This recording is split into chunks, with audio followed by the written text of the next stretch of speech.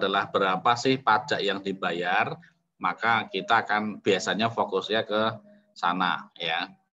Ini yang sering kita luput ya, kita sering lupa untuk memelototin kinerja perusahaan itu dari mana ya, dari mana mereka melakukan aktivitas tadi ya. Dan ini yang sering kali kita lupa ya, dan tadi akan tidak kita pelototi karena memang ini seolah-olah tidak berpengaruh terhadap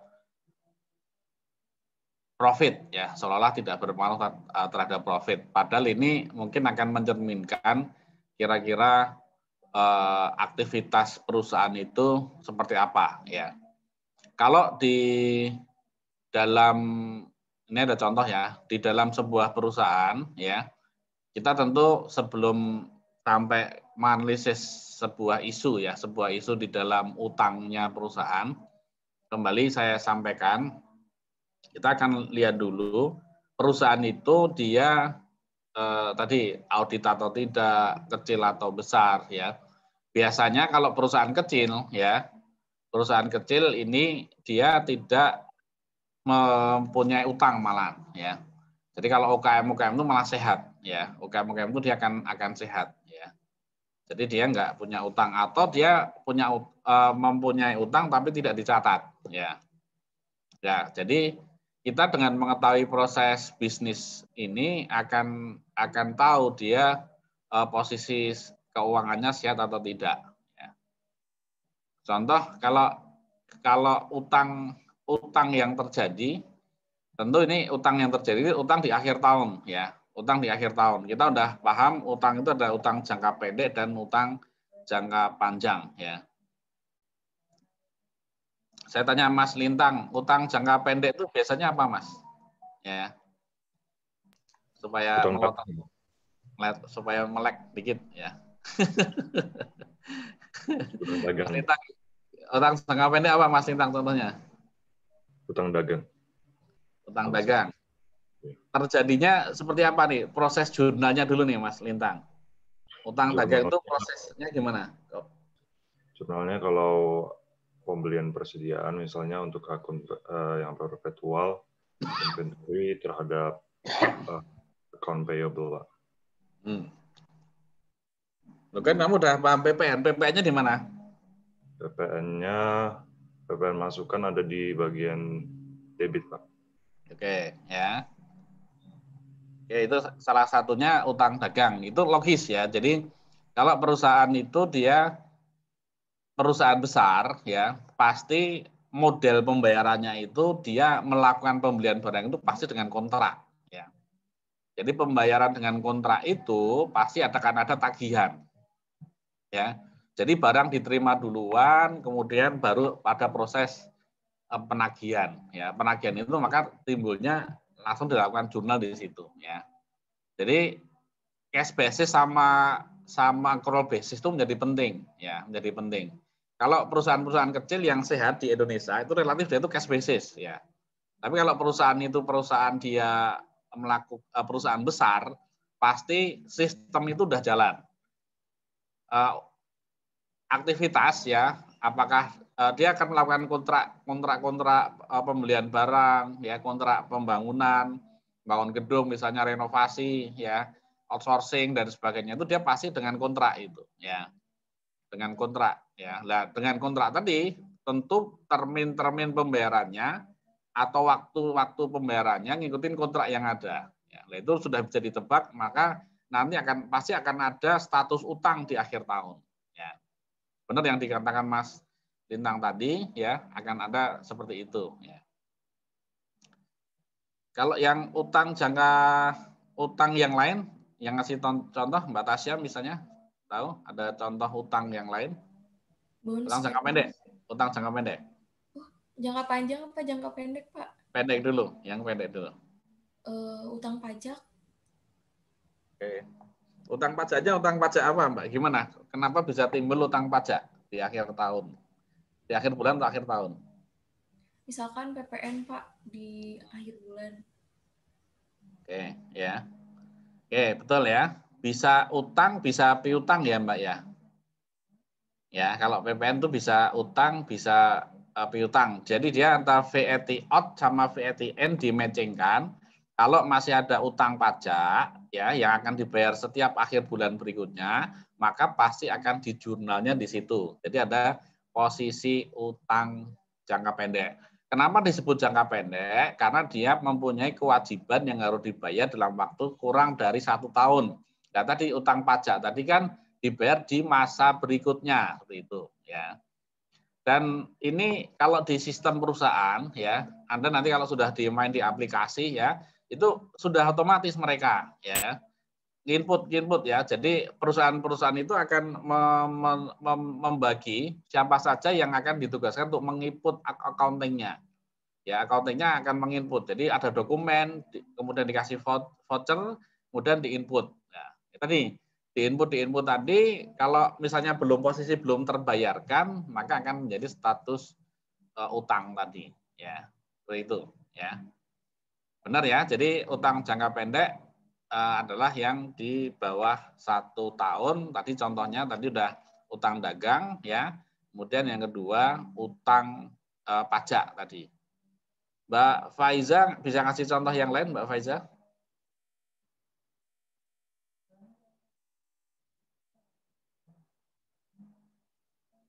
Yang jangka panjang apa yang jangka pendek, Pak? Pendek dulu. Jangka pendek. Ya.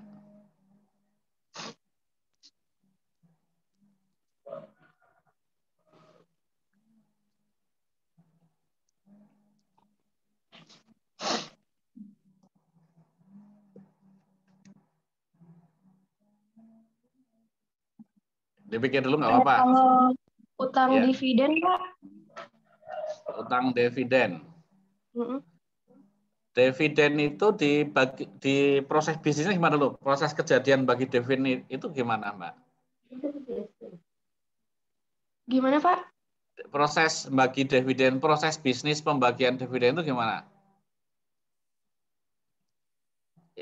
Kita kan bicara neraca akhir tahun ini, ya. Neraca akhir tahun, ya. Utang dividen apakah mungkin muncul di akhir tahun nggak? Oh, diumumin dulu ya, Pak, dari Ya, betul. Ya, kan ada tahapannya itu. Ya sudah sekalian tahapan untuk muncul utang dividen itu gimana menurut Mbak Faiza? Pengumuman dulu, Pak, habis itu pencatatan, kemudian baru bayar dividen. RUPS dulu dong.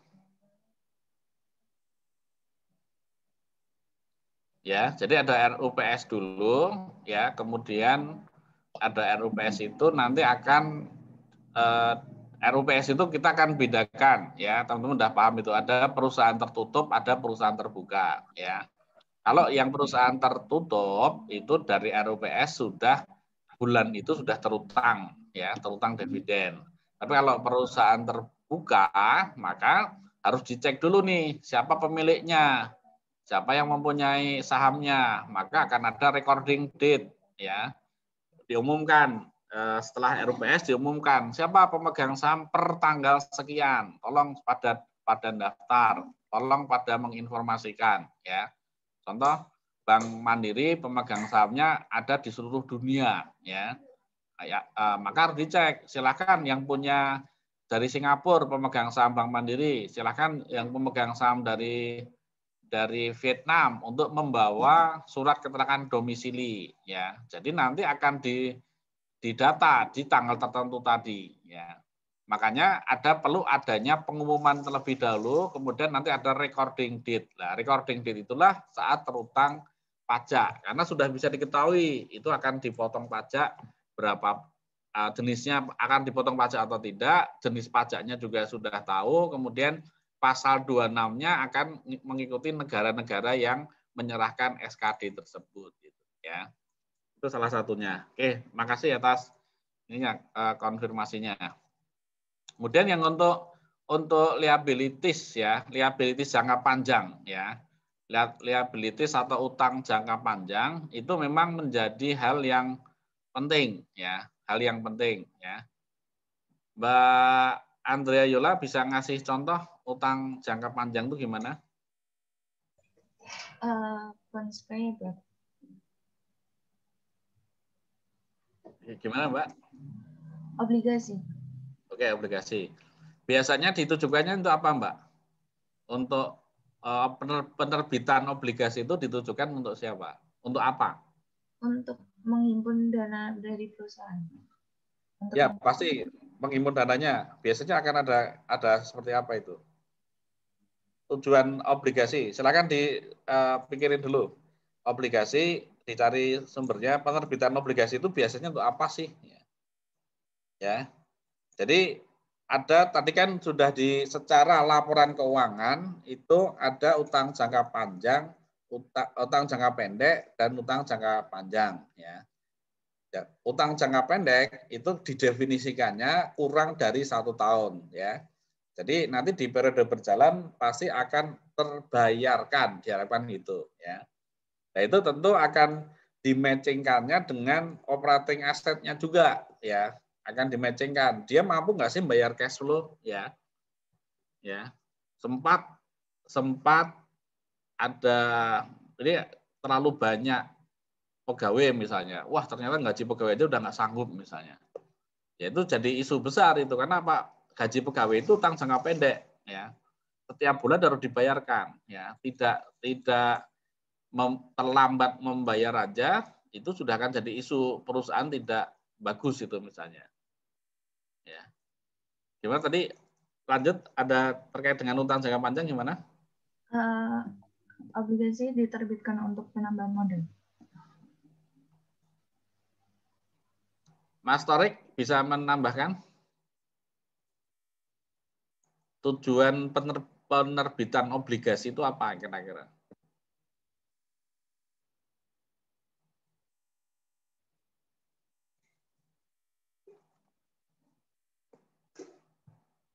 Maaf Pak, tujuan penerbitan obligasi. Penerbitan obligasi. Ya.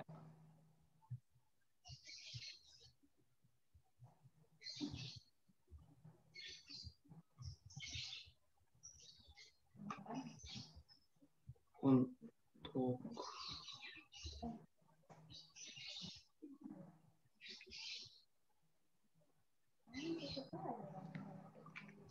Oke, saya sampai dicari, saya jawab ya.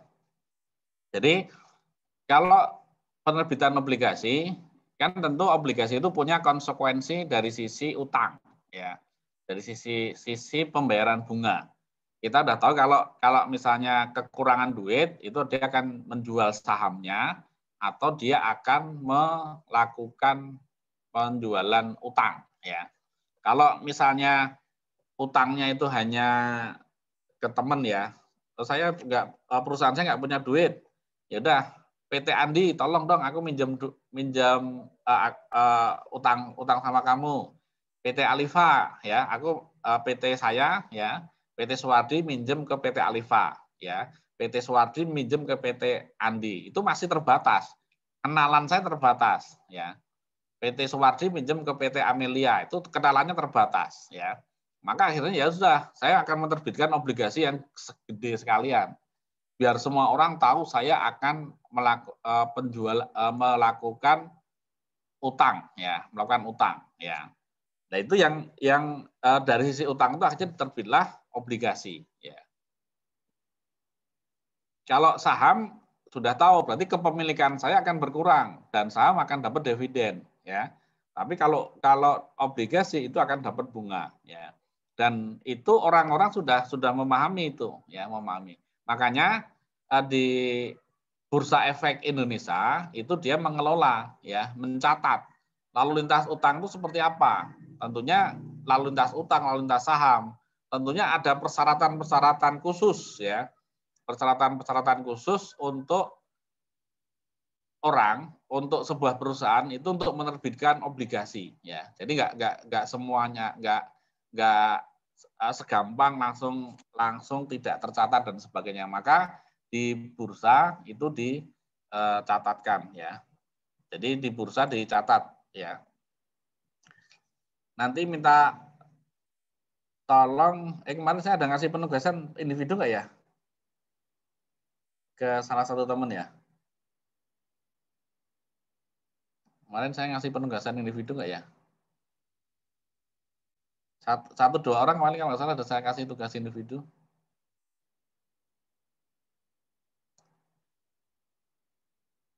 Mas Zaki nggak ngaku tuh.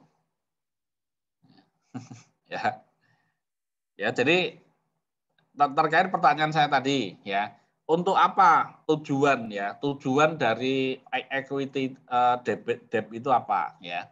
Jadi tentunya kalau harus ngomong nih ya, harus ngomong nih. Saya mau jual saham atau jual obligasi itu harus ngomong duluan.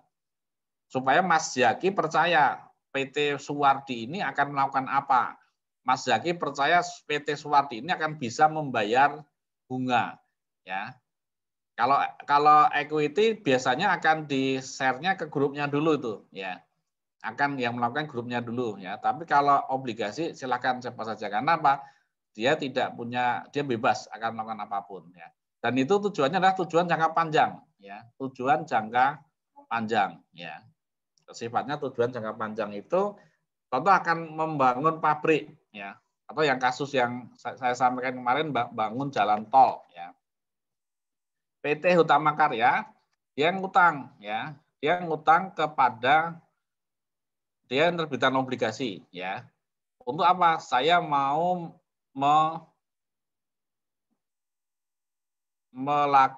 melakukan dua hal. Pertama Hutama Karya dua hal. Satu, dia dia ngutang dulu sama Bank Mandiri ya. Saya mau punya proyek jalan tol antara Lampung sampai Medan ya. Saya diberikan tugas untuk membuat jalan tol Lampung sampai Medan ya.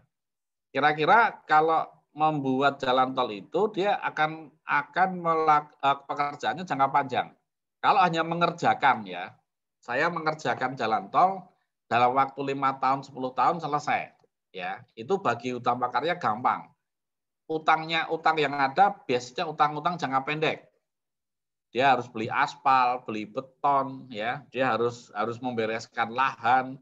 Ada perusahaan yang mengeruk lahannya, membuat jembatan-jembatan di sepanjang jalan tol kan gitu ya. Jadi kalau teman-teman lewat jalan tol itu kan ada jembatan yang di bawah, ada jembatan yang di atas, ada jalan dan sebagainya. Itu harus dibereskan semua.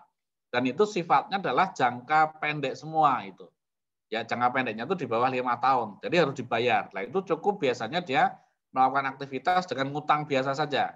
Ngutang ke Bank Mandiri, ngutang ke BNI, ngutang ke BRI, ya, dan sebagainya. Ya, cukup dengan aktivitas itu. Ya. Tapi kalau dia kira-kira jalan tol tadi, pendapatannya kemarin sudah kita bahas, akan jangka pendek atau jangka panjang? Pasti jawabannya akan jangka panjang. Ya, tolnya jadi itu nggak langsung begitu ramai, ya. Ya, tolnya jadi nggak akan begitu ramai, akan menunggu aktivitas ekonomi setempat dulu, ya. Jadi tolnya yang lewat 10.000 berubah menjadi 25.000, berubah menjadi 30.000, berubah menjadi 100.000. Itu berjalan waktu.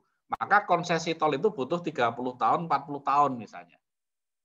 Ya, itu tadi tentunya nggak akan matching kalau dia ngutang di Bank Mandiri hanya waktu 5 tahun saja harus dibayar, sementara pendapatan yang dia akan dapatkan adalah nanti jangka waktunya 40 tahun. Ngos-ngosan itu si Hutama Karya. Ya.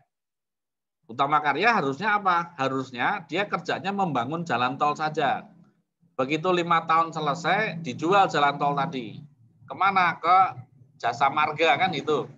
Jasa Marga dia expert untuk mengelola jalan tol. Dia biasa bertahan di 40 tahun, 50 tahun, ya 30 tahun dia udah biasa mengelola jalan tol yang usianya 30 sampai 40 tahun.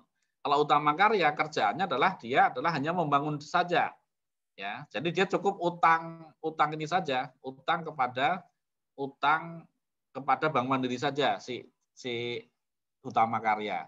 Tapi kalau PT Jasa Marga karena dia akan melakukan 40 tahun, dia harus bayarin dulu. Ya udah nih Hutama Karya tak bayar 1 triliun nih.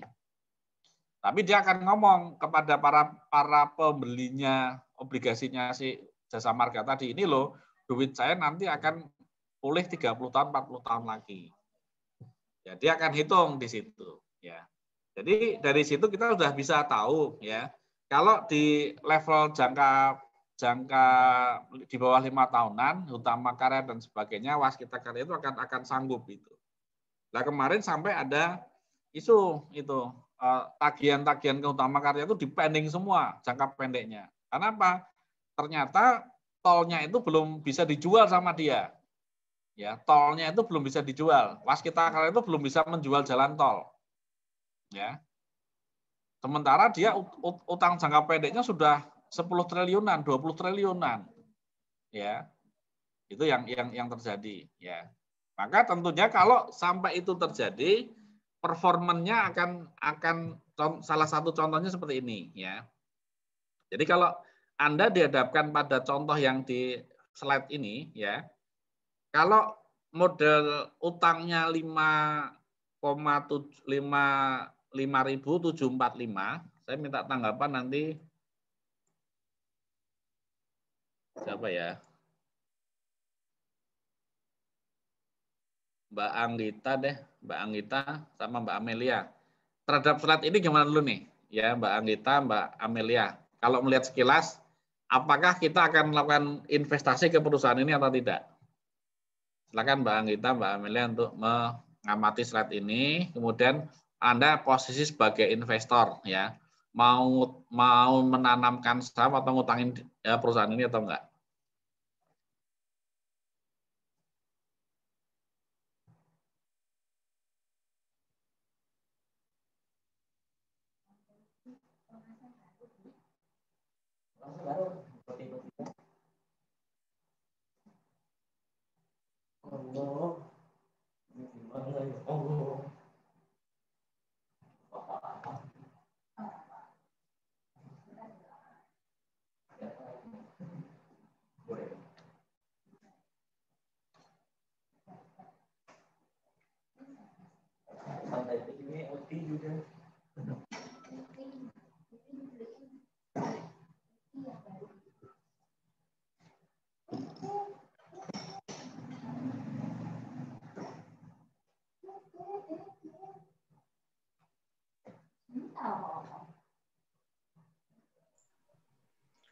Izin menanggapi, Pak. Yuk, silakan. Kalau dilihat dari data yang ditampilkan di layar, kayaknya pendanaan mereka beratnya di utang ya, Pak, di DAPS itu. Sampai 5 ribuan. Jadi kalau misalnya saya kayaknya memilih buat enggak invest karena lebih berisiko kayaknya.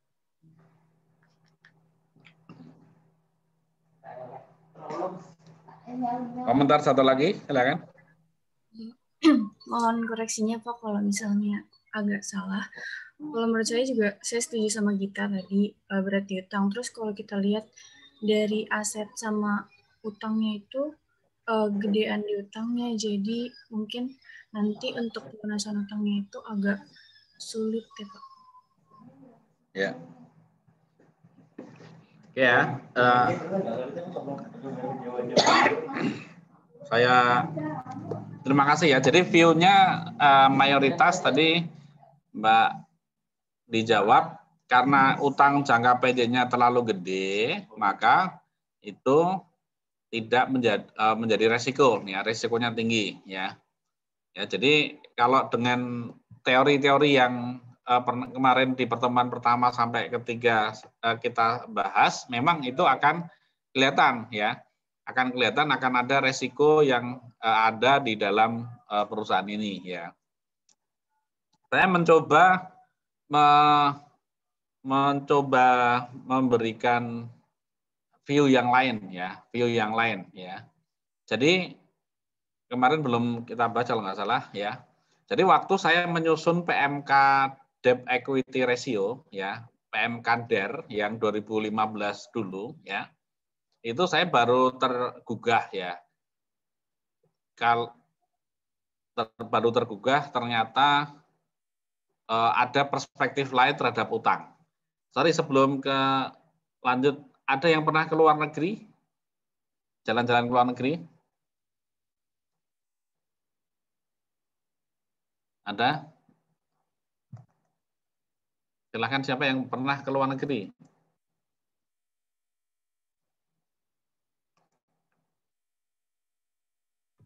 Saya, Pak. Mbak siapa tadi, Mbak? Julia, Pak. Mbak? Julia. Mbak Zulia, ya. Mbak Zulia, ke negara mana? Terakhir kali, Pak, ke daerah itu, Pak, apa namanya? Middle East, Pak. Oh, ke ini. Apa, umroh? Nggak umroh sih, Pak. Saya Iya. Kristen, tapi versi Kristen ya, Pak. Oh, ya. Iya, Oh, iya. ya, oke. Saya mau bertanya, pembayarannya itu apa nih? Pembayarannya dengan apa selama di jalan? Selama mengeluarkan belanjanya pakai apa? Lebih ke dolar sih, Pak. Ya, Pakai mata dolar. uangnya dolar. Cash Iya. atau pakai debit atau kredit? Pakai cash, Pak. Pakai Jadi cash. iya, Oke. dan nuker uang. Oke. Jadi menggunakan cash ya, nggak menggunakan kartu kredit? Enggak, Pak. Oke, ya. Jadi kalau kita perjalanannya masih jangka pendek, masih bisa dihitung seminggu, 2 minggu, itu nggak menjadi masalah kalau kita cash ya. Tapi kalau nanti teman-teman kuliah di sini pasti akan kuliah S2 di luar negeri semua kan itu ya. Itu pasti akan mempunyai kartu kredit wajib itu ya. Jadi perspektif orang luar ya, itu adalah kalau utangnya gede ya, itu berarti malah justru bagus dari sudut pandang kepercayaan investor. Ya. Kita saja orang Indonesia saja yang menganggap bahwasanya kalau utang gede itu beresiko. Ya, benar beresiko, tetapi kepercayaan itu di level yang mana ya. Makanya waktu dulu ada cerita sedikit sama Pak Agus Marto waktu beliau jadi Menteri Keuangan, teman saya kalau mau biasa pendampingan ke luar negeri itu membawa duit 500 juta sampai 1 miliar. Ditukar tadi, benar ditukar dengan mata uang dolar tergantung negaranya. Kalau ke Eropa ya dia pakai euro, kalau ke Amerika pakai dolar, kalau ke Jepang ya pakai yen ya. Itu ya. Nah itu dimarahin, loh kenapa kamu pakai ini ya. Akhirnya apa? Akhirnya kita kerjasama sama Bank Mandiri. Ya sudah, nanti pakai kartu kredit. Kalau Pak Suwardi mau pergi ke luar negeri, kalau di Indonesia limitnya kredit Pak Suwardi 30 juta. Boleh ngambil cash itu 30 juta kalau di dalam negeri. Tapi kalau mau ke luar negeri, Pak Suwardi boleh nanti akan ngomong, Bank Mandiri, saya mau ke luar negeri nih, tolong limit saya dinaikkan jadi 1 miliar. Jadi saya bisa gesek hotel itu bisa ke siapapun gitu. Ya. Ternyata setelah kita pelajari, oh ternyata luar negeri itu dia biasa hidup dengan utang. Seperti itu, ya. Kehidupannya itu memang dengan utang tadi. Ya, dan kita seringnya adalah utangnya memang melebihi batas waktu. Oh ya ini absensi ya, minta Mas siapa untuk absensinya saya dikirim ya nanti ya. Foto mumpung lengkap nih 31-an 30-an. Baik, Pak. Baik. Ya. Oke ya. Jadi ternyata kepercayaan itu dari situ ya. Jadi orang luar negeri itu utangnya itu akan semakin banyak utang, ya dia semakin bagus justru gitu loh. Ya, dan itu seolah memang kalau bahasanya Indonesia itu kayak rentenir nih, menjerat sekali. Ya, menjerat banget ya. Sehingga orang nggak akan terjebak di dalam hutang tadi. Ya, jadi perspektif itulah yang budaya Indonesia itu selalu menganggap bahwasanya utang itu adalah tabu ya. Utang tabu ya, sehingga kita selalu view kita adalah utang itu jelek seperti itu. Sehingga apa? Ini saya nggak tahu apakah teorinya itu teori dari negara maju supaya kita dipaksa ngutang kan itu.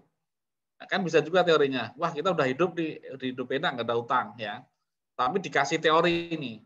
Tolong kamu tak kasih teori supaya kamu bisa jadi ngutang ya, makanya sering ada peringkat utang itu. Indonesia sering ya, di kantor saya di BKF itu sering ada lembaga pemeringkat utang datang ke Indonesia. Oh nanti utang Anda BBBB, utang Anda naik, status utang Anda. Walaupun utang negaranya banyak, tetapi statusnya diperbagus sama pihak yang akan ngutangin itu. Ya. Ini salah satu indikator, dia melihatnya indikator ekonominya juga, gitu loh. Ya, indikator ekonominya juga seperti itu. Ya, ini yang terjadi ya. Jadi paradigmanya berbeda, ya. Paradigmanya berbeda terhadap yang ada, ya. Jadi waktu kita menyusun PMK debt equity ratio itu sebelum perbandingan 1,4 ya. Sebelum kita putuskan yaudah perbandingannya DER-nya 1,4. Benar ya, Mbak Tasya ya? PMK DER 1,4 atau 1,3? 1:4, Pak. Oke. Itu akhirnya berlaku untuk semua industri. Padahal nggak mungkin semua industri itu akan utangnya statusnya sama. Saat itu kita usulkan ada 5 atau sampai 10 jenis industrinya berbeda-beda. Industri tambang itu akan utangnya lebih gede pasti. Utangnya jangka panjang semua. Beberapa kali saya sampaikan, perusahaan tambang itu dia akan ngutang bisa di atas 20 tahun. Ya, tahun pertama sampai tahun ke-20 itu dia belum punya omset sama sekali. Makanya kalau DER-nya dibatasin sangat repot sekali, ya. Jadi saat itu disampaikan perbankan, kalau perbankan, kemudian pertambangan, industri apa-apa dan sebagainya, itu adalah dia harusnya utangnya itu lebih dari 1,1 dibanding 4. Jangan semuanya disamakan 1:4. Tapi akhirnya data-data itu yang kita sampaikan kepada BPDAT, ya sudah, ternyata memang DER itu yang kita sepakati 1:4 saja. Tapi sebelum ke arah 1:4 itu kita sudah melakukan penelitian habit atau kebiasaannya itu seperti apa. Ya, lah itu DER itu kan luar biasa itu penyusun PMK 2 tahun itu, 2 tahun 3 tahun ya. Sebelumnya di amanah pasal 18 Undang-Undang PPH itu memang ada DER dari dulu, tapi belum pernah terbit PMK-nya, belum ada yang berani mengeksekusi. Ya, itu ya saya untuk ke teman-teman. Ada view lain ya, view lain. Nah, tentunya untuk menangkap angle saya tadi, kalau saya sebagai investor tentu akan berbeda tadi ininya, melihat kinerja perusahaan ini secara keseluruhan ya. Kalau Anda lihat sekarang Waskita Karya itu ngos-ngosan, tagihan jangka pendek pun sudah ditahan sama dia. Ya, kalau ada yang melakukan persaingan usaha ya, ini persaingan usahanya sudah nggak kuat ini misalnya ada dia nggak mampu bayar utang walaupun 1 miliar itu bisa digugat pilot itu ya, ada undang-undang persaingan usaha seperti itu ya. Ada komentar lain, pertanyaan?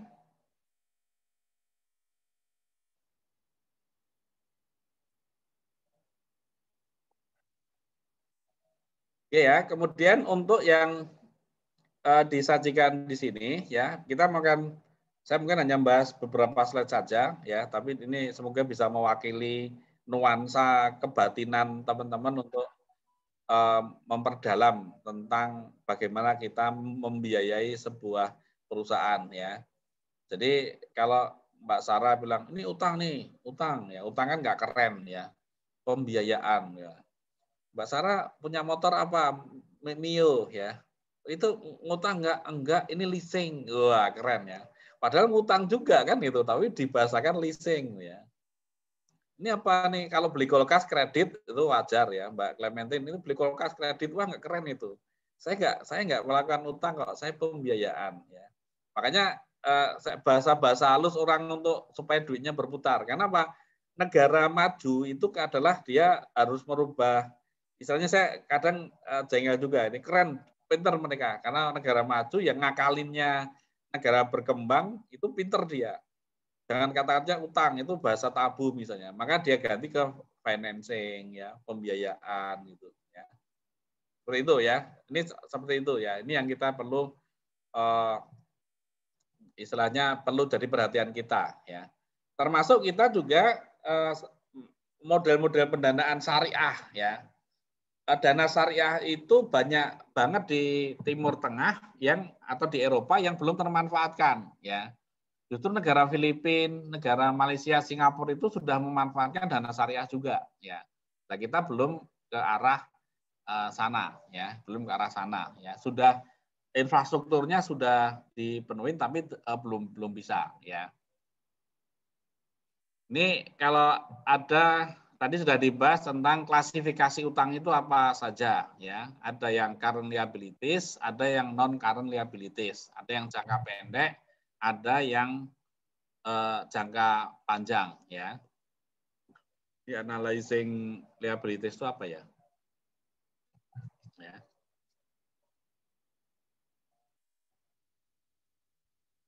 Ya, ini kalau secara konvensional hanya dua nih yang kita penuhin dua, ya. Kemudian ada particular liabilities, ya. Jadi kalau secara tampilan, ya, secara tampilan itu mungkin bisa saya jelaskan di particular liabilities ini. Kalau misalnya di perusahaan-perusahaan kita ini jarang nih, ya, jarang dilakukan, ya. Kalau yang sudah kita lakukan leasing, ya, leasing itu sudah dilakukan secara akuntansi ataupun secara pajak, ya. Kalau itu sudah clear, ya.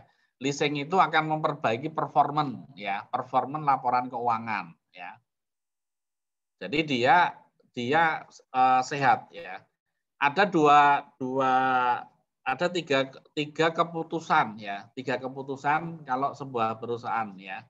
Mbak Angelina Sirait misalnya sebagai manajer investasi perusahaan mau memilih apa nih? Kalau perusahaan itu mau gedung nih, contoh gedung, ya.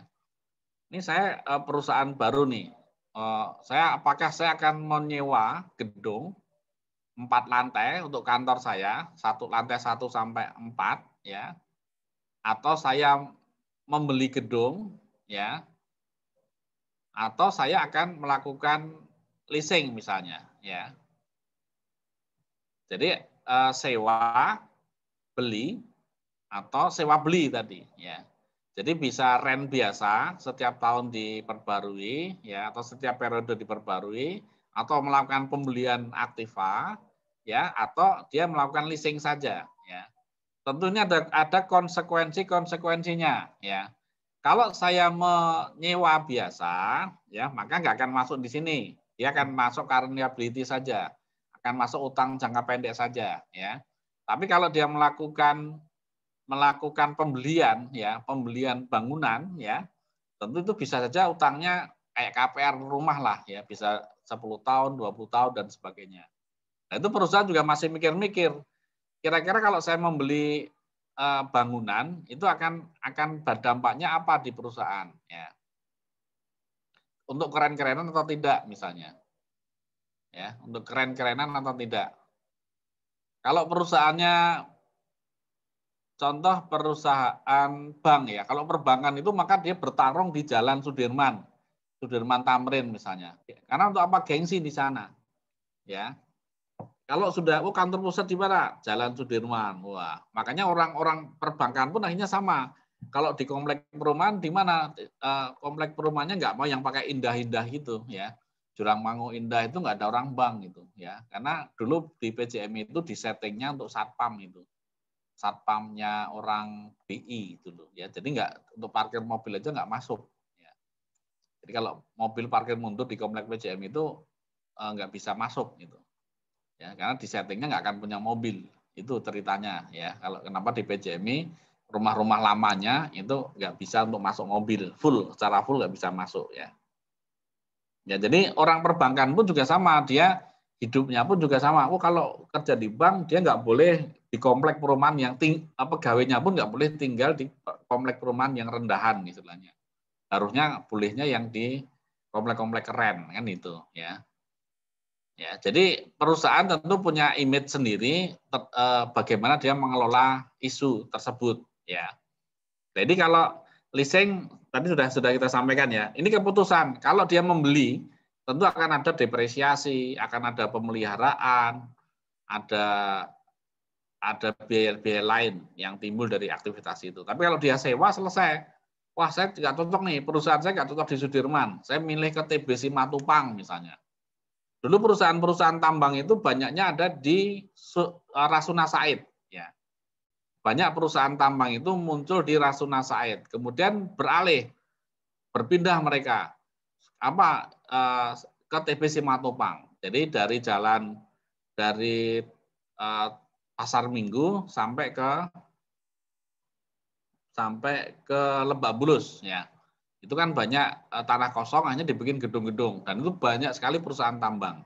Makanya waktu saya bertugas di KPPPMA itu banyak yang banyak sekali perusahaan tambang yang ada di sana.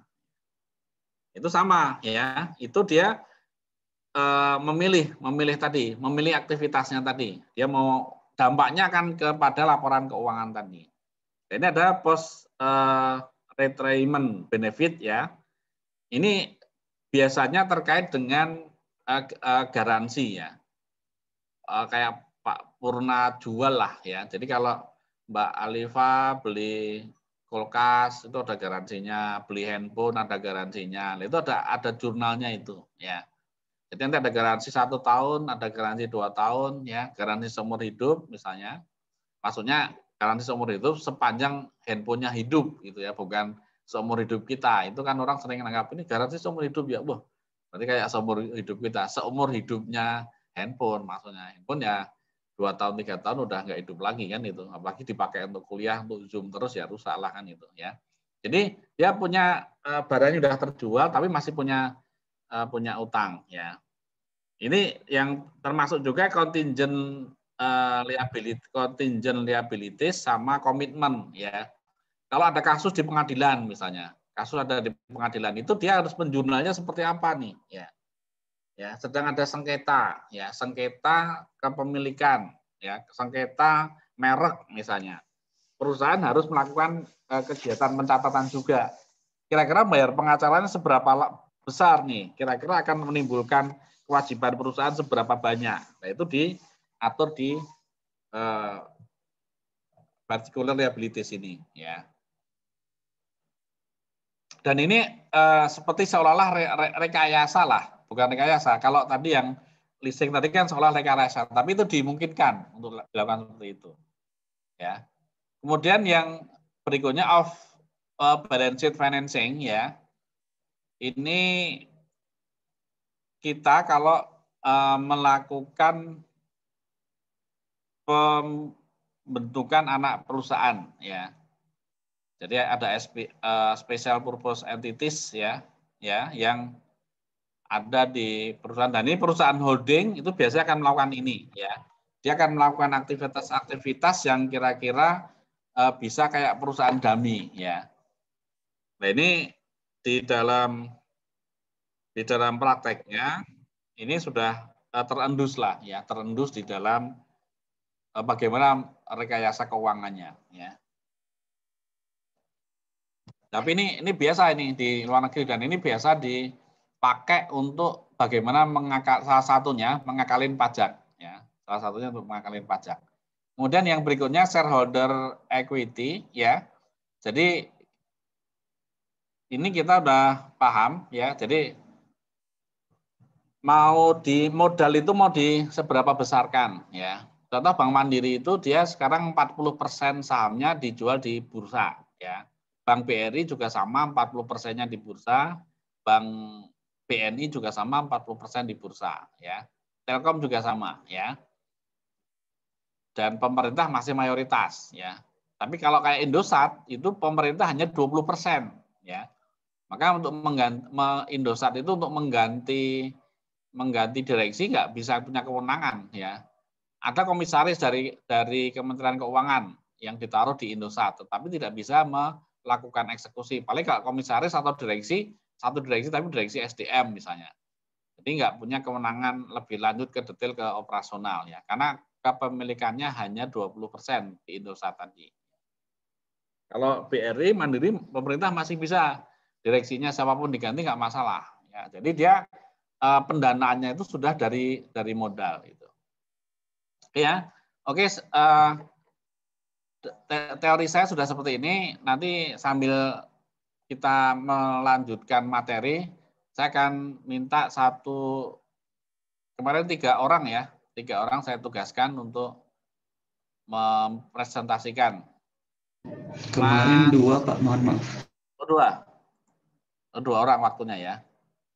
Yang volunteer siapa yang mau? Ini Mbak Tasya udah siap kelihatannya. Mbak Tasya mau volunteer? Ya udah Mbak Tasya aja.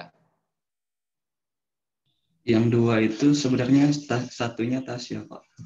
Oh gitu, ya udah siap nih dari tadi udah siap-siap terus. Ini karena ditunjuk aja tuh, waduh.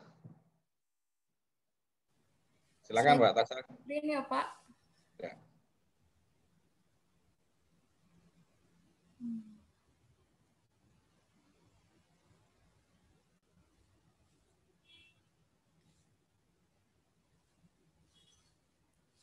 Apakah sudah muncul Pak dan teman-teman?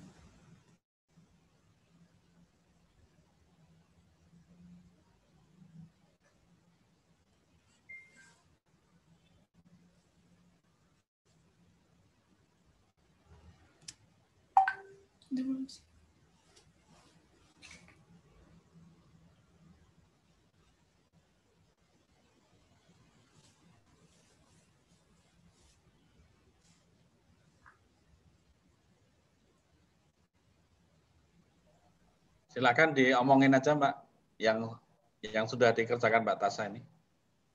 Ya Pak. Nah jadi di sini saya menganalisis perusahaan yaitu PT Kimia Farma Tbk. Nah di sini pertama PT Kimia Farma ini merupakan perusahaan industri farmasi pertama di Indonesia yang didirikan oleh pemerintah Hindia Belanda. Jadi Kimia Farma ini merupakan perusahaan yang sudah sangat lama didirikan sejak tahun 1817. Lalu di sini terdapat identitas dari PT Kimia Farmanya, NPWP, nomor telepon, lalu email, website, dan di sini bidangnya farmasi, consumer goods industry. Lalu alamatnya, akta pendirian, status perusahaan publik, jenis perusahaannya BUMN. Disajikan juga struktur organisasi dari PT Kimia Farma, struktur modalnya,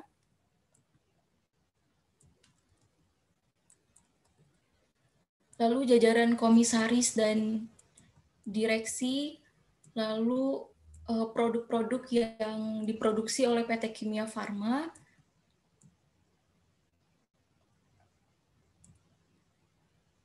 lalu PT Kimia Farma juga mempunyai anak perusahaan yaitu PT Kimia Farma Trading and Distribution yang berperan penting dalam upaya peningkatan penjualan produk-produk perseroan. Jadi PT Kimia Farma Trading and Distribution ini memiliki jaringan sebanyak 46 cabang dan tenaga salesman sejumlah 611 orang untuk melayani puluhan ribu outlet yang terdaftar di seluruh wilayah Indonesia. Nah, lalu untuk perdagangan internasionalnya sendiri, PT Kimia Farma ini telah melakukan ekspansi bisnisnya tidak hanya di tingkat nasional, tapi sudah mulai memasuki perdagangan di pasar internasional, seperti di Belanda, Cina, Amerika Serikat, India, dan negara lainnya. Lalu untuk retail farmasi, kegiatan usaha perseroan ini Sorry. Tadi negara mana tadi Mbak? Dia ke mana? Ini Pak, Belanda, Cina, Amerika Serikat, India, Irlandia, Australia, Afghanistan, Malaysia, Singapura, dan negara lainnya. Dia telah, ini ekspansi bisnis itu berarti punya anak perusahaan di sana atau punya hanya jual barang ya? Jual barangnya ya Pak, jadi produk-produknya dikirimkan ke negara-negara tersebut. Nanti minta tolong di dalamnya apakah sampai mendirikan BUT di sana atau anak perusahaan di sana enggak? Kita coba cari informasi itu ya. Baik Pak.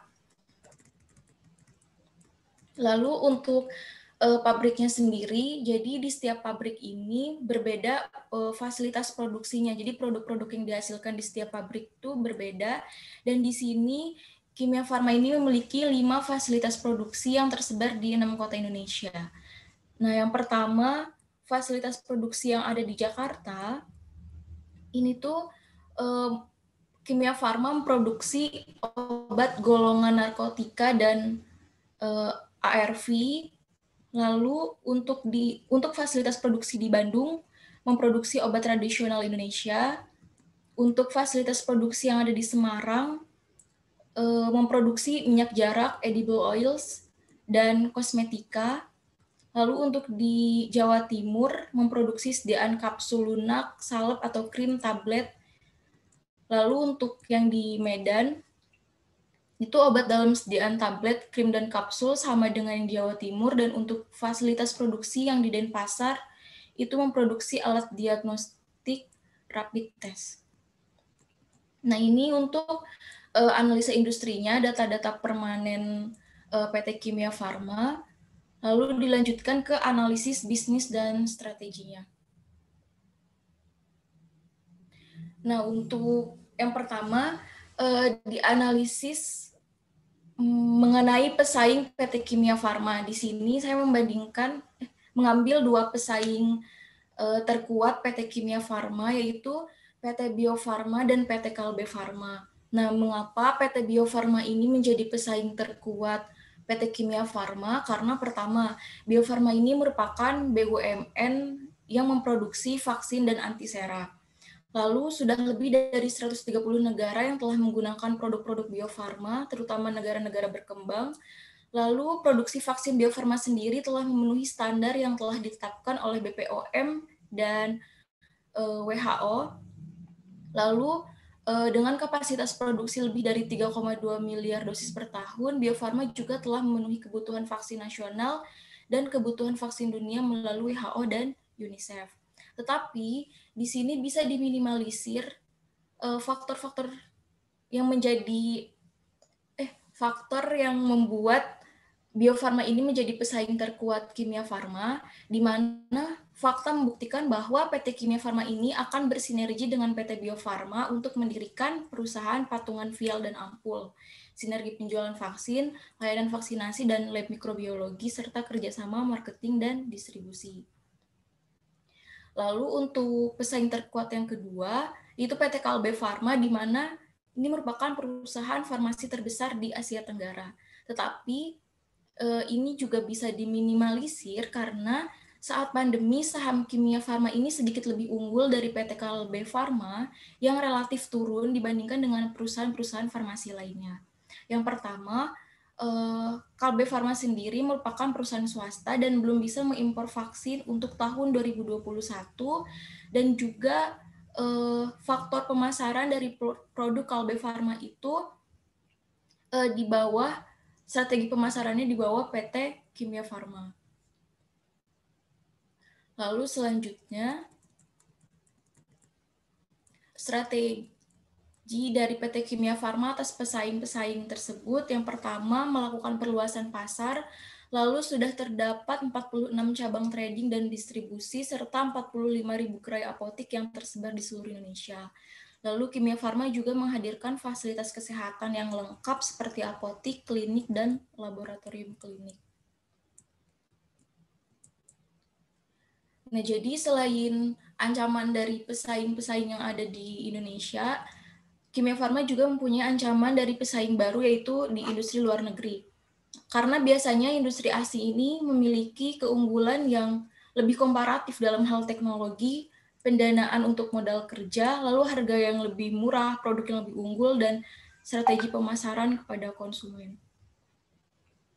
Lalu untuk ancaman substitusi sendiri, yaitu berasal dari kompetitor. Nah, jadi bukan substitusi obat-obatannya di sini untuk Kimia Farma, tetapi substitusi dengan barang yang sama dari para kompetitornya, tetapi dengan kualitas yang lebih unggul dan sama baiknya, tetapi harganya lebih bersaing. Jadi tidak menutup kemungkinan terdapat perusahaan-perusahaan yang lebih menjual produknya yang sama bagusnya tetapi dengan harga yang lebih bersaing. Lalu untuk daya tawar konsumennya, Kimia Farma ini sudah memiliki beberapa produk yang top brand sekali, dan terdapat beberapa faktor yang membuat produk Kimia Farma ini sudah diterima dengan sangat baik oleh konsumen. Yang pertama, Kimia Farma ini merupakan BUMN dan sudah lama didirikan serta beroperasi, sehingga namanya sudah dikenal baik oleh masyarakat. Lalu kualitas produknya sudah terjamin, dan bahkan sudah top brand seperti salah satu produk kecantikan, yaitu Marks yang sudah sangat dipercaya para penggunanya dan jarang sekali ditemukan efek sampingnya. Lalu untuk daya tawar pemasok, itu dapat menjadi salah satu ancaman perusahaan juga karena Kimia Farma ini masih memasok bahan baku dari Cina itu sebesar 60% dari kebutuhan. Nah ini tuh terbilang cukup besar dan mengkhawatirkan karena akan kurang menguntungkan jika pemasok tersebut tidak dapat memenuhi kebutuhan Kimia Farma tersebut sebesar 60%. Dan di sini diuraikan mengenai kekuatan dan kelemahan dari Kimia Farma. Kekuatannya yang pertama, Kimia Farma ini merupakan salah satu usaha retail dengan jaringan yang sangat besar, memiliki banyak entitas di Indonesia, memiliki 1080 apotik, 522 klinik, dan 10 optik yang tersebar di seluruh dari Indonesia. Lalu sudah terkenal di kalangan masyarakat, memiliki citra yang baik, lalu sudah tersedia ribuan apotik, mengantongi sertifikasi atas berbagai fasilitas yang dimiliki, lalu mempunyai fasilitas pelayanan yang memadai dan profesional karena ditenagai oleh para ahli yang berpengalaman sehingga dapat menjamin riset dan mutu yang baik. Lalu kelemahannya di sini, stigma masyarakat akan obat generik yang diproduksi oleh Kimia Farma ini masih perlu diperbaiki. Lalu variasi kemasan obat generik yang masih belum terlalu menarik perhatian para konsumen. Lalu angka impor bahan baku tadi yang sebesar 60% tuh masih begitu tinggi. Lalu untuk strategi PT Kimia Farma di sini, yang pertama, mendiferensiasi obat generik itu merupakan strategi jangka pendek, lalu mendiversifikasi produk perawatan tubuh dan produk kosmetik yang cukup terkenal karena memiliki harga yang relatif terjangkau dan dapat dipastikan tidak menggunakan bahan yang berbahaya. Lalu selanjutnya untuk strategi jangka pendek itu mengadakan program kimia experience yang dapat diikuti masyarakat umum dan banyak manfaat yang dapat dinikmati oleh masyarakat umum seperti kesehatan dan pemberian hadiah. Lalu mengembangkan produk untuk penanganan COVID-19 seperti vaksin dan obat-obatan terkait. Lalu untuk strategi jangka panjangnya, menyediakan one-stop healthcare solution berupa apotik, klinik, laboratorium, dan pelayanan lainnya. Lalu mengakuisisi PT Papros pada tahun 2019 lalu. Dan untuk jangka menengahnya, peningkatan jumlah pemasaran obat generik, lalu menurunkan rata-rata piutang usaha, mengendalikan beban-beban pokok produksi, lalu mengoptimalisasi penggunaan mesin produksi untuk meningkatkan mutu serta mengefisiensikan waktu dan biaya. Nah, selanjutnya ke analisis akuntansinya. Nah, di sini terdapat bias dari standar akuntansi Kimia Farma, di mana karena sering terdapat pembaharuan dan revisi standar keuangan, jadi ini bisa berpotensi bias.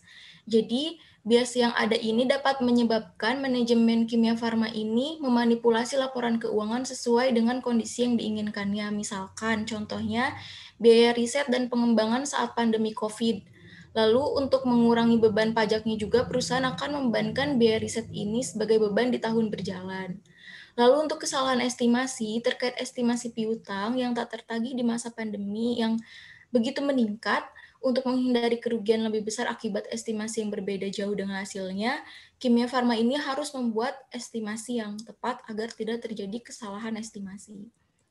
Lalu untuk langkah-langkah analisis akuntansinya, yang pertama untuk kebijakan akuntansi, Kimia Farma ini mencatat transaksi dengan metode penyatuan kepemilikan sesuai dengan PSAK nomor 38 tentang kombinasi bisnis entitas pengendali. Lalu, laporan arus kas konsolidasian disajikan dengan metode langsung dengan mengelompokkan arus kas dalam aktivitas operasi, investasi, dan pendanaan. Lalu, mata uang penyajian yang digunakan dalam laporan keuangan konsolidasian itu rupiah, biaya dibayar di muka, dan penyusunan aset tetap diamortisasi selama masa manfaat dengan menggunakan metode garis lurus. Lalu, untuk fleksibilitas akuntansi, persediaan dinyatakan berdasarkan jumlah terendah antara biaya perolehan dan nilai realisasi neto. Biaya perolehan ditentukan dengan metode rata-rata tertimbang. Lalu Kimia Farma juga tidak melakukan amortisasi terhadap goodwill.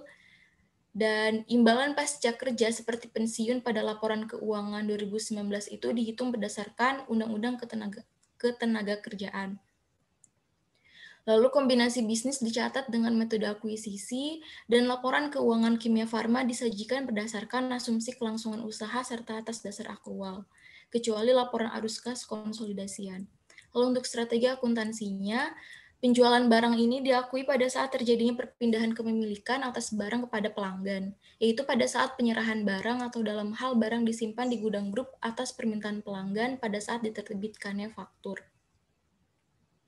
Lalu, seluruh perbedaan temporer kena pajak diakui sebagai liabilitas pajak tangguhan, kecuali perbedaan temporer kena pajak yang berasal dari pengakuan awal goodwill atau pengakuan awal aset atau liabilitas dari transaksi yang bukan kombinasi bisnis pada saat transaksi tidak mempengaruhi laba akuntansi atau laba kena pajak.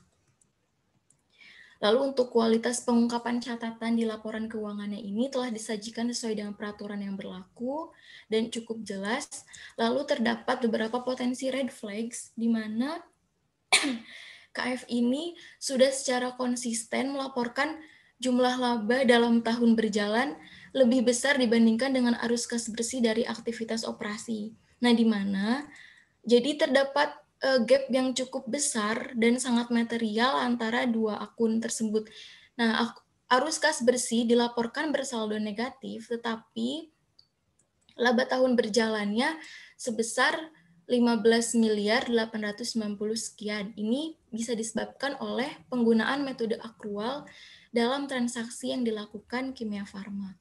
Lalu untuk jumlah penghapusan persediaan dari tahun 2017 ke tahun 2018 itu meningkat hampir 2 kali lipat. Jadi tahun 2017 total penghapusan persediaannya sebesar 14.881 juta sekian, dan tahun 2018 sebesar 26.929 juta sekian. Nah, jadi baik dari penghapusan finish good ataupun raw materials. Nah, hal ini dapat dimungkinkan persediaan perusahaan ini ternyata banyak yang usang atau tidak dapat diperjualbelikan, atau memang sengaja dilakukan oleh perusahaan agar penghapusan persediaan di periode selanjutnya dapat diminimalkan. Lalu selanjutnya untuk analisis keuangan. Di sini yang pertama ada analisis profitabilitas. Yang pertama ada gross profit margin, di mana didapat dari gross profit dibagi dengan net sales dikali 100%. Di sini gross profit margin Kimia Farma cenderung tidak begitu berubah, tidak begitu signifikan, jadi masih lumayan sama dari tahun ke tahun, di mana 2017 itu 35,93%, untuk 2018 36,41%, dan 2019 37,27%. Jadi, semakin tinggi margin laba kotornya, semakin baik keadaan operasi perusahaannya. Jika gross profit margin rendah, mengindikasikan bahwa perusahaan ini kurang mampu mengendalikan biaya produksi dan HPP-nya, sehingga keadaan operasi perusahaan akan semakin menurun. Dan ini terdapat peningkatan dari tahun 2017 sampai tahun 2019. Lalu selanjutnya untuk net profit margin. Di sini net profit margin-nya mengalami penurunan yang sangat drastis, di mana dari 5,39% itu langsung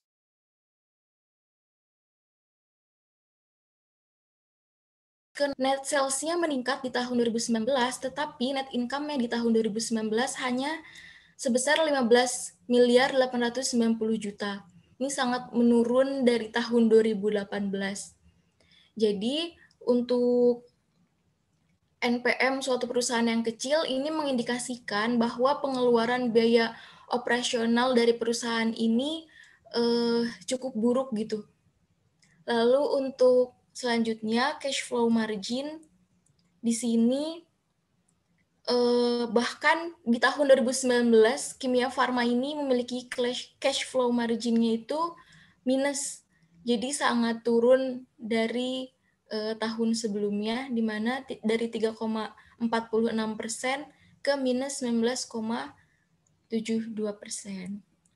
Lalu untuk return on asset-nya sendiri, sama di tahun 2019 terjadi penurunan yang cukup signifikan dikarenakan net income-nya tadi yang menurun drastis dari 401 miliar ke 15 miliar.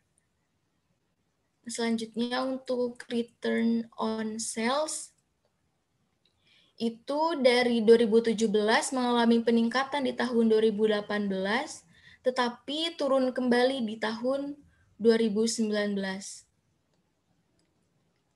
Untuk return on equity-nya juga sama, di mana menurun drastis yang menggambarkan bahwa manajemen Kimia Farma ini belum bekerja secara efektif dalam mengelola saham investor untuk perkembangan perusahaannya.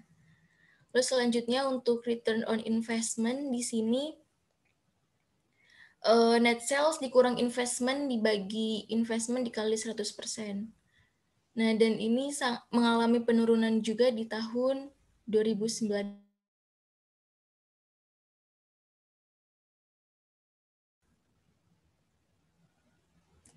Yaitu analisis arus kas. Yang pertama itu likuiditas, mencari current ratio. Current ratio dari tahun 2017 ke tahun 2019 juga mengalami penurunan, di mana current asset di tahun 2019 lebih besar dibandingkan di tahun 2018, tetapi current liabilities-nya juga meningkat di tahun 2019. Lalu untuk quick ratio, ini quick asset-nya juga meningkat di tahun 2019, dan begitu juga current liability-nya. Dan untuk solvability, itu kita mencari DER, di mana total liabilities dibagi total equity.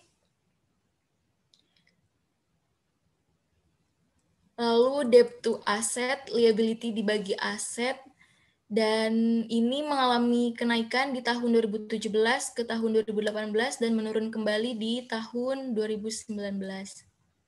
Dan yang terakhir ini ada economic rentability, di mana dia menurun dari tahun 2017 ke tahun 2018, dan dari 8,09% menurun ke 2,73%. Selanjutnya, untuk analisis risiko. Yang pertama, kita menganalisis short-term liquidity risk, di mana risiko likuiditas jangka pendek ini menunjukkan kemampuan menghasilkan kas dalam memenuhi modal kerja dan membayar bunga.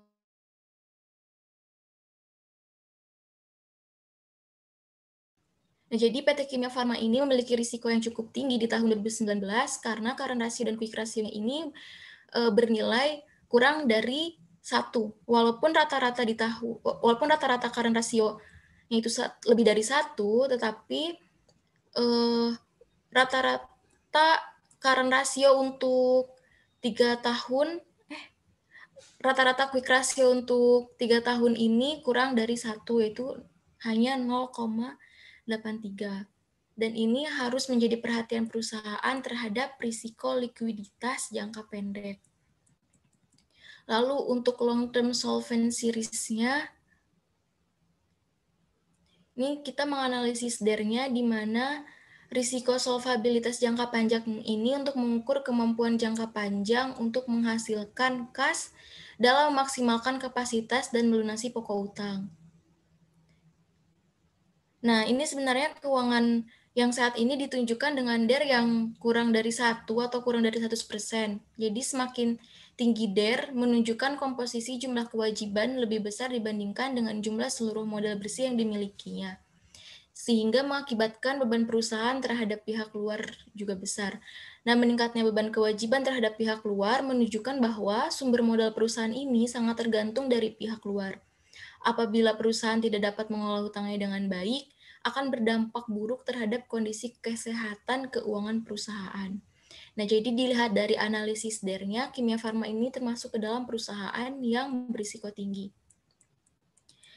Lalu selanjutnya untuk credit risk, merupakan risiko dalam hal kemampuan untuk membayar bunga utang secara berkelanjutan dan membayar pokok utang jatuh tempo.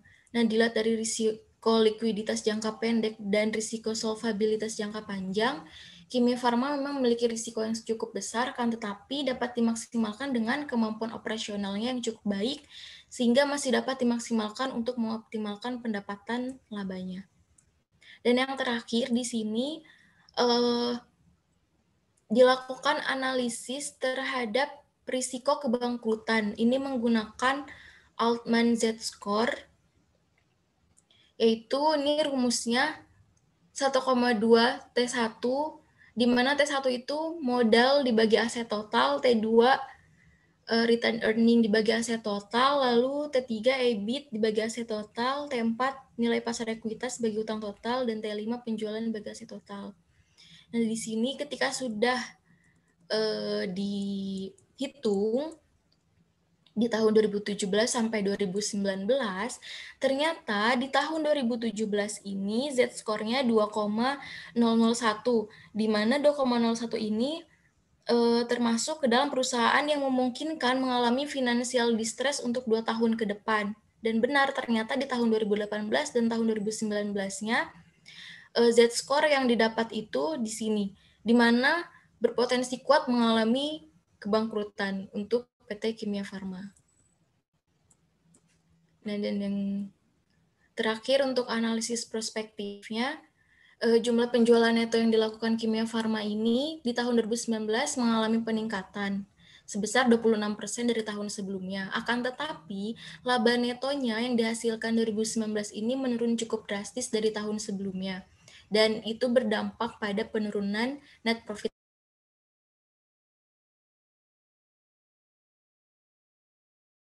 Bisa mengindikasikan bahwa terdapat pembengkakan biaya yang terjadi di tahun 2019, baik dari biaya umum maupun administrasi. Dan pada tahun 2019, Kimia Farma ini cenderung mengalami tren menurun dibandingkan dengan tahun-tahun sebelumnya. Akan tetapi dalam hal likuiditas dan solvabilitas tadi, perusahaan ini cenderung stabil dari tahun ke tahun karena tidak terjadi perubahan yang begitu signifikan. Dan dari tahun buku 2017 sampai 2019, Kimia Farma memiliki kinerja perusahaan yang mengalami perlambatan di tahun 2019.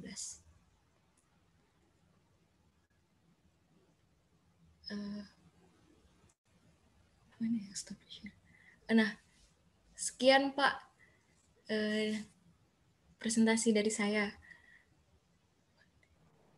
Oke Mbak Tasya, bagus ya. Bagus untuk ininya, paparannya. Terstruktur, mudah dipahami ya. Tapi itu masih apa dari sudut pandang kita belum mendalami atau hanya mendapatkan informasi dari perusahaan publik itu sudah cukup memadai ya. Jadi level teman-teman adalah mengambil data, kemudian data tadi diolah ya. Kan yang kita ajarkan di sini adalah Anda datanya sudah data dari perusahaan TBK ya. Data dari perusahaan TBK, kemudian Anda akan olah ya. Tadi sudah diolah ya dengan bermacam perspektif, walaupun mungkin sebagian besar sudah ada di laporan keuangan ya. Kalau mau ditambahkan dengan teori yang sudah yang kita pelajari di pertemuan 1 sampai ke 3 atau dari PPT yang sudah ada itu juga bagus ya. Atau kalau perusahaan juga biasanya sudah mempunyai analisis sendiri di internal mereka, karena setiap perusahaan go public itu punya punya analisa resiko ya. Resiko perusahaan itu seperti apa ya. Dan nanti tantangan berikutnya, kalau ini kan teman-teman sudah tahu datanya ya, dan cara ngambilnya juga relatif gampang ya. Seperti yang sering saya sampaikan, tingkat kesulitannya itu adalah bukan di analisisnya, tapi nanti mencari data itu yang paling susah dianalisis ya. Karena analisisnya aja nggak bisa kalau datanya nggak ada gitu. Dan itu tantangan tersendiri bagi setiap AR atau petugas pajak, terutama kalau AR kan nggak punya kekuatan. Undang-undang KUP kita masih terlalu lemah AR untuk bisa mengeksekusi. Ya, mencari data aja kesulitan. Undang-undang KUP kita tidak memungkinkan AR untuk meminta data detail. Ya, kalau pemeriksa dia punya kewenangan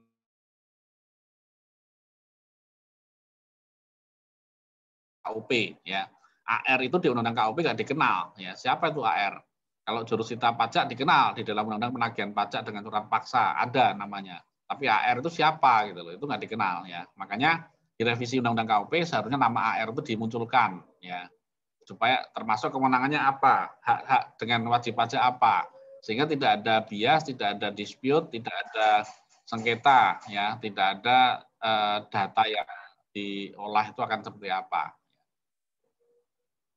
Oke, terima kasih untuk ininya. Nanti silakan di template-nya Mbak Tasya dibuat seperti yang sudah saya share kemarin ya, sesuai dengan penugasan yang ada. Yang kedua, silakan.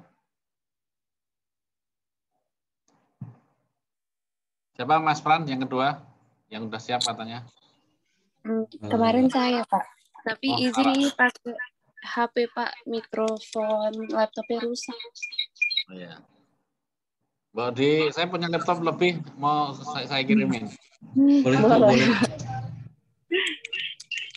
Gambarnya tapi. Ya Pak, kalau punya saya simple banget sih.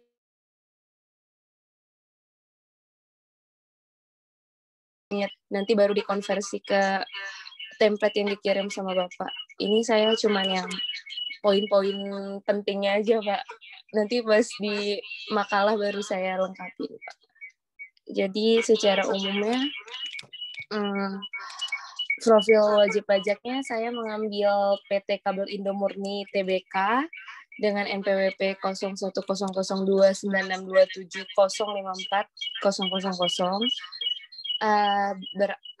Perusahaan ini beramat di Jalan Rawagirang nomor 2 kawasan Industri Pulau Gadung, terletak di Jakarta, 13920 Indonesia. Status PKP-nya aktif. Ini saya mengambil yang data perbandingan tahun 2017 dan 2018 sih Pak, yang masih lengkap banget. Jadi kegiatan usahanya secara garis besar nih, PT Kabel Indo Murni Tbk ini merupakan salah satu produsen kabel listrik dan kabel telekomunikasi tertua. Jadi yang kayak pertama gitu di Indonesia. Pertama kali didirikannya pada tahun 1972, sama dengan nama PT Kabel Indo Indonesia.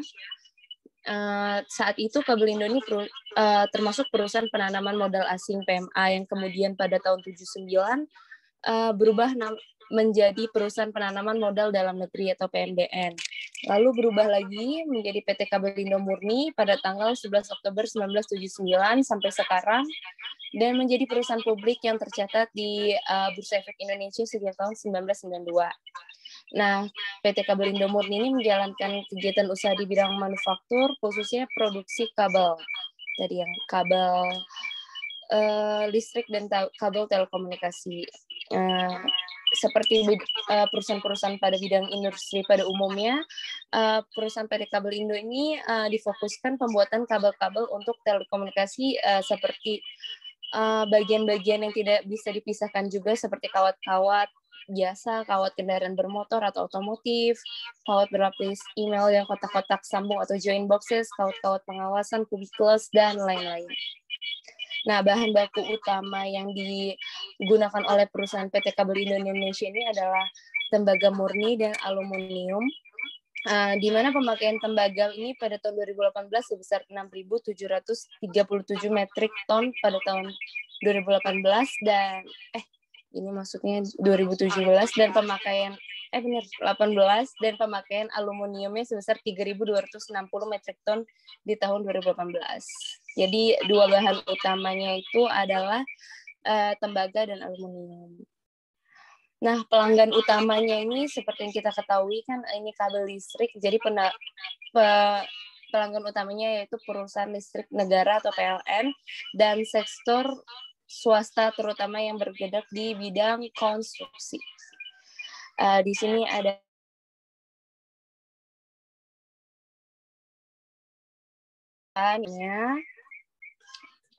selanjutnya ada data komisaris dan direksi beserta jabatannya. Nah, di sini ada analisis data dan informasi. Secara singkat aja, kesimpulannya ini waktu dalam lingkungan bisnisnya pada tahun 2018 itu kan perekonomian dunia itu mengalami sedikit kemunduran dibanding tahun 2017. Tapi ekonomi Indonesia itu terjaga dengan tetap karena didukungnya dengan permintaan domestik. Di sini ada presentasinya meningkat dari 5,07% menjadi 5,17% di tahun 2018. Nah, pada tahun 2019 waktu itu diperkirakan permintaan domestik atau pertumbuhan ekonomi Indonesia tetap kuat ditunjang oleh konsumsi, baik konsumsi swasta maupun pemerintah. Jadi untuk lingkungan bisnisnya pada tahun itu diperkirakan memang mendukung dan baik-baik saja karena permintaan domestiknya memang tetap dan PT Kabel Indo Indonesia juga sudah mempunyai pelanggan utama yaitu PT PLN.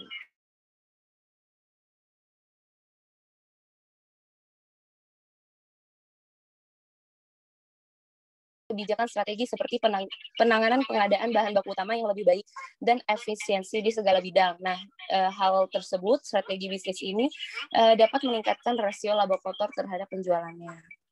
Di sini ada beberapa analisis akuntansi. Secara singkat aja ada laporan keuangan konsolidasian disusun sesuai PSAK-nya, ada berdasarkan asumsi kelangsungan usaha, ada dasar pengakuan yang digunakan menerapkan konsep biaya perolehan atau historical cost kecuali untuk beberapa akun tertentu, ada laporan arus kas konsolidasian juga yang disusun melalui direct method dengan melompokan arus kas dan dalam aktivitas operasi, ada mata uang yang dilaporkan merupakan mata uang Indonesia yaitu rupiah. Aset keuangan diakui apabila grup memiliki hak kontraktual untuk menerima kas atau aset keuangan lainnya dari entitas lain. Aset keuangan diukurnya pada nilai wajar melalui laba rugi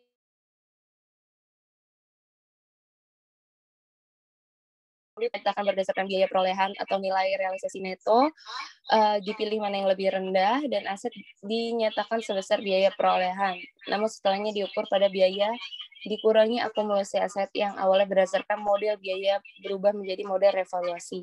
Ada penyusutan aset tetap dihitung menggunakan metode garis lurus, dan pendapatan diukurnya pada nilai wajar.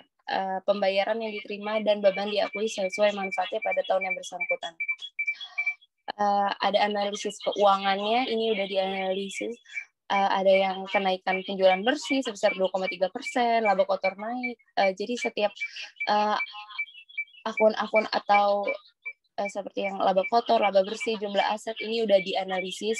Ada yang mengalami kenaikan sebesar sesuai persenannya. Ada debt to equity ratio, asset ratio, dan lain-lainnya. Jadi bisa langsung dilihat aja teman-teman. Nah, di sini ada analisis resiko juga.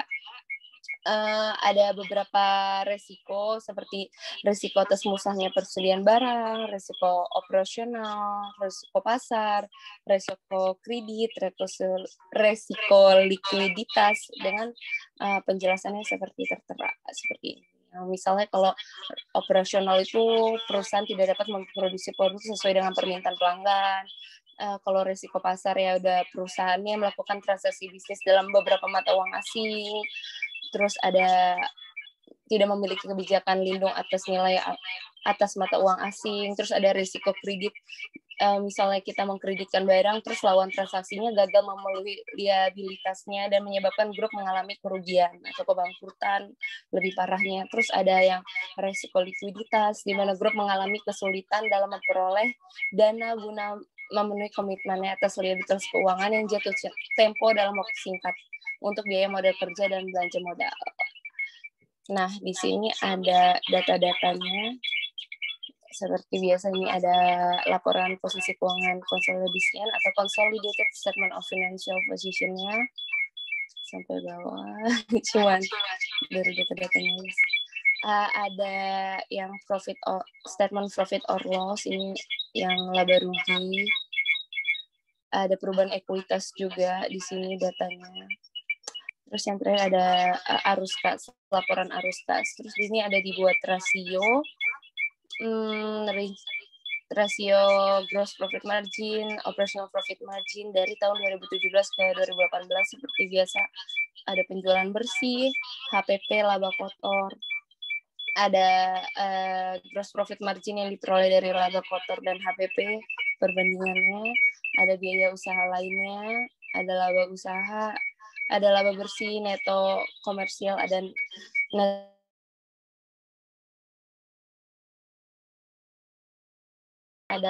turun pajak, ada PPh terutang, HPP dan biaya usaha lainnya, aset aktiva, modal ditambah laba ditahan tahun-tahun lalu dan tambah laba tahun ini menghasilkan ROE. Ini rasionya sebesar ini di tahun 2018 dan sebesar tertera di tahun 2017. Baru kayak gitu aja sih Pak, baru secara garis besarnya aja. Nanti baru dikonversi ke makalah, baru dijabarin lagi Pak, satu persatu. Oke Mbak Sarah, terima kasih ya. Saya yakin masih ada yang lebih parah dari Mbak Sarah, jadi belum ngapa-ngapain ya. Nggak apa-apa. Ya. Saya deadlineer soalnya Pak. Ya, nggak apa-apa. Tapi intinya tadi ya, untuk teman-teman silakan iseng untuk mengotak-atik angka. Tadi kan Mbak Sarah masih belum diketik ulang di Excel ya. Kadang kita perlu ngetik ulang atau kalau bisa mengkonversi ke Excel-nya dari PDF laporan keuangan untuk dibuat cerita. Ya, itu akan lebih ini lagi ya. Kita kan pertarungan kita ke WP itu adalah kita mengetahui data yang dia kasih ke kita atau dibuat di publik gitu. Ya, itu tantangan kita ya. Kita mengetahui data yang disajikan oleh mereka ke publik ya. Dan kadang kita untuk mengkonfirmasi ke bagian pajak pun bagian pajak kadang nggak tahu juga ya. Hubungan Anda nanti kalau ke perusahaan itu hanya ke teman-teman yang ada di bagian pajaknya perusahaan ya. Lah kadang bagian pajak perusahaan itu juga belum tahu gitu ya. Kalau belum tahu itu malah keuntungan bagi kita sebetulnya. Oh berarti kemungkinan bisa saja ada lag itu. Ada kewajiban pajak yang belum dilaksanakan ya. Karena bagian pajak tadi nggak bisa mengcover keseluruhan dia. Dia sudah day to day operation aja itu udah berat gitu ya. Jadi pekerjaan rutin mengurusin komplain pajak aja sudah berat itu bagi petugas pajak di BUMN atau perusahaan terbuka. Ya. Dan dia kadang tidak bisa mengcover keseluruhan isu ya. Makanya kalau ada isu terkait dengan pengembangan bisnis, rasio-rasio tadi dia akan pasti belum pernah mengkoreksi itu sendiri ya.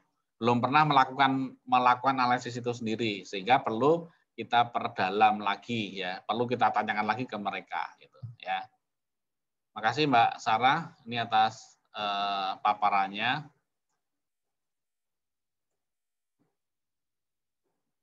Ya ini sudah lewat jam 9:10 ya. Sesuai dengan kebiasaan kita ya, nanti dimarahin Mbak Armelia nih. Mbak Armelia, Pak kan 3 SKS itu SKS-nya dua 2 via Zoom, 1 via kerja sendiri kan itu ya. Atau 3 SKS kita versi Zoom terus ya gitu ya. Tapi kita buat kesepakatan, saya kalau di atas jam 9 udah deg-degan aja, ini ada pimpinan rapat nggak? Kebetulan ini rapatnya siang nih, agak siang nggak masalah nih. Oke. Ada komentar, masukan lagi untuk teman-teman? Atau pertanyaan yang lain? Silahkan. Mau bertanya, izin bertanya. Ya. Izin bertanya, kalau misalnya ya kencang Mas, kurang jelas. Pak, izin bertanya, misalnya kalau kan saya kemarin waktu ngerjain tugas itu tuh ini apa namanya, waktu nganalisis keuangan yang long term liquidity risk-nya itu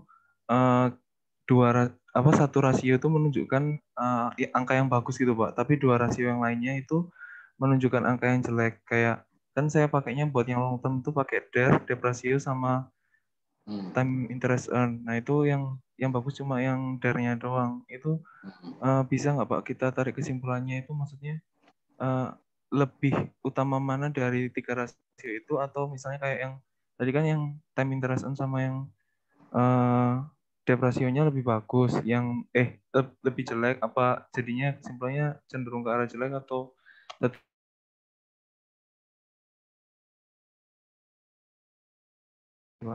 Jadi teman-teman nanti gini, di dalam kita menganalisa rasio itu kita masih menduga ya. Jadi silakan dibuat satu tabel khusus hipotesanya seperti apa nih dugaannya ya.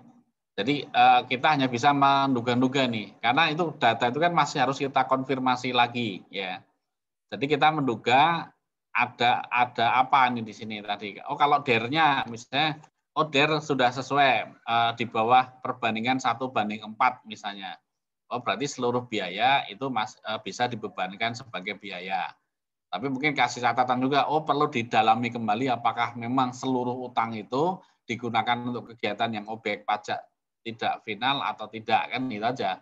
Jadi dikasih catatan-catatan tambahan. Jadi dengan normal pun Anda masih harus sebenarnya bisa bertanya lagi, nggak menjadi masalah gitu loh. Ini kondisinya posisinya rasionya sesuai standar industri atau sesuai hipotesa Anda, ini nggak ada masalah ya. Tapi Anda ngasih catatan itu pun nggak menjadi masalah gitu loh. Karena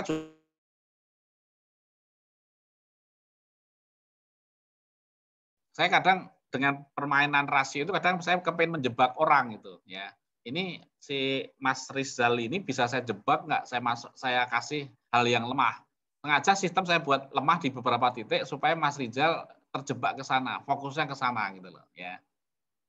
Jadi kalau di akuntansi itu ada game, misalnya game. Ini kira-kira permainan angka ini ada Mas Rizal kejebak nggak? Begitu Mas Rizal masuk ke dalam ya, tadi pradugaannya A, ternyata memang mencurigakan banget. Begitu di dalamnya, oh ternyata nggak menjadi masalah gitu loh. Ya. Atau koreksinya kecil, misalnya seperti itu ya. Itu justru behavior terhadap itu, saya yakin di perusahaan-perusahaan terbuka itu sudah paham dia. Akan dikoreksi Mas Rizal seperti nggak apa-apa. Tapi sekali lagi, tema Anda ini adalah tema normatif ya. Tadi Mas Rizal menanyakan, ya sudah Pak, ini yang saya temukan seperti ini. Silakan berbuat hipotesa. Kita masih tidak mengasumsikan yang lain, kita abaikan dulu. Jadi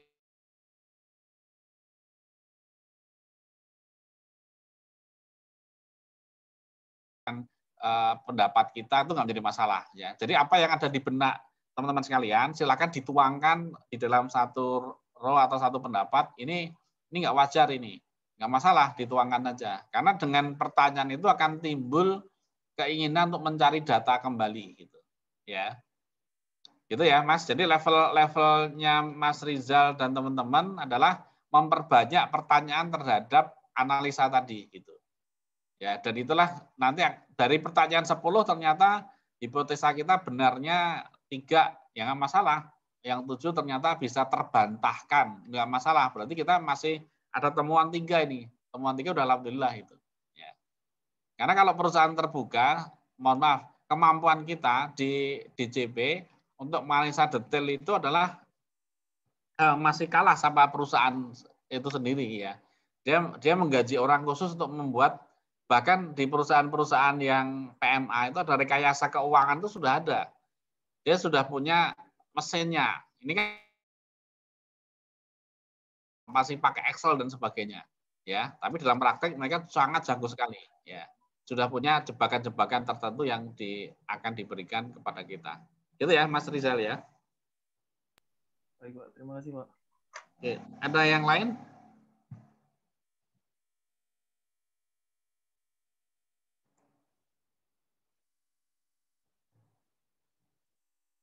Mbak Anggita mau bertanya itu tadi? Angkat tangan enggak? Oh, enggak. Bukan.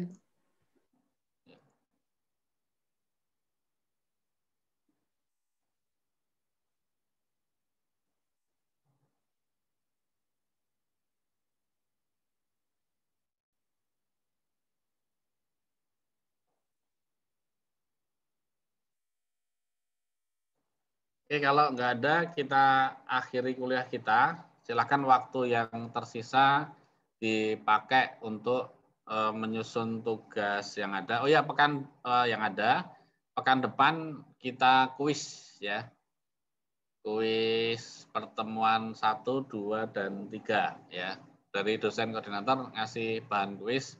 Oh ya, pekan depan kuisnya kuis yang pertemuan pertama dulu ya. Kemudian pekan depannya lagi kuisnya pertemuan kedua dan ketiga. Sekali lagi, pekan depan kuis pertama, kemudian pekan depannya lagi kuis kedua. Ya. Kuisnya multiple choice saja. Ya. Soal sedang saya susun sendiri ya untuk biar teman-teman nanti kalau ada yang mau mengusulkan soal juga boleh aja itu. Ya. Ada yang mau mengusulkan soal, satu anak satu soal. Nanti yang keluar soal saya tapi. Ya. Oke ya, soal dari saya saja ya. Daripada nanti teman-teman ada ini ya. Oke, terima kasih Mas Frans dan teman-teman ya, Mbak Sarah sama Mbak Tasha atas presentasinya. Pekan depan ada yang mau presentasi lagi, Mas Frans? 2 lagi nggak apa-apa ya.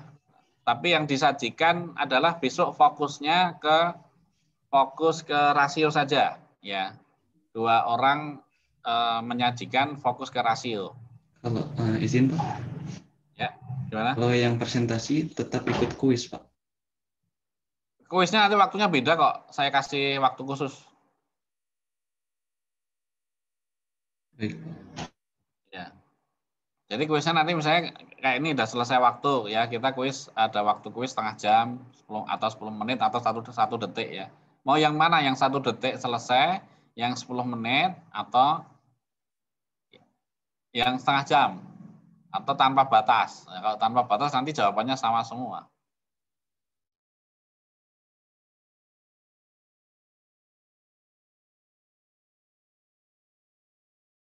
Atau 1 jam terakhir. Itu ya Mas Fred ya. 2 orang silakan dipilih Mas Fran untuk presentasi. Ya, jangan Mbak Sarah sama Mbak Tasya ya karena sudah presentasi untuk khusus rasio saja besok. Ya.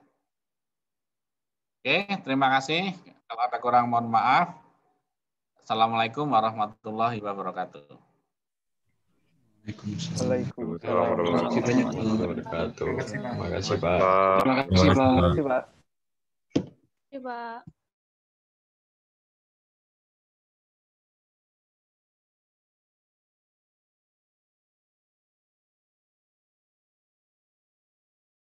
Dan siap-siap dan minggu depan dan. Boy, jangan boy. Gua sumpah nggak ngerti. Bye. Berdua sama Aing sama-sama nggak ngerti nih. Jangan aku Ya, cok. Jangan aku cok. Aparin udah. Yang pinter-pinter cu, jangan gua. Pinter Rijal. Aing pengen udah gitu mau beres jadi udah gitu nggak ditunjuk-tunjuk lagi. Jadi bareng nih sama-sama yang tolol-tolol aja minggu depan. Jangan Bran.